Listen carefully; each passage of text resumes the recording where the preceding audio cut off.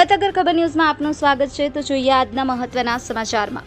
સાબરકાંઠાના વડાલીમાં પહેલગામ આતંકવાદી હુમલાના વિરોધમાં પૂતળા દહન સાથે બંધનો એલાન।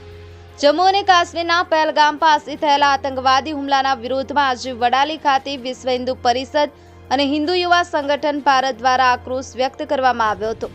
શહેરના મુખ્ય માર્ગો પર આતંકવાદનું પૂતળું દહન કરવામાં આવ્યું। હિન્દુ યુવા સંગઠનના કાર્યકરોએ આ હુમલાની સખત શબ્દોમાં નિંદા કરી હતી। તેમણે જણાવ્યું હતું કે આતંકવાદીઓએ નિર્દોષ લોકોની ઓળખ પૂછી અને જેમાં માત્ર ધર્મ જાણી અને ગોળીબાર કર્યો અને 27 જેટલા લોકોને મોતને ઘાટ ઉતારી દીધા। આ ઘટના માનવતાને શર્મસાર કરનારી છે। સંગઠનના આગેવાનોએ સરકાર પાસે માંગણી કરી હતી કે આતંકવાદીઓ સામે તાત્કાલિક કડકમાં કડક કાર્યવાહી કરવામાં આવે। તેમણે મૃતકોને શ્રદ્ધાંજલિ અર્પણ કરી અને તેમના પરિવારોને ઝડપથી ન્યાય મળે તેવી પ્રાર્થના કરી હતી। મોટી સંખ્યામાં હિન્દુ યુવાનો અને વિશ્વ હિન્દુ પરિષદના કાર્યકરો જોડાયા હતા અને આતંકવાદ વિરુદ્ધ સૂત્રોચ્ચાર કર્યા હતા।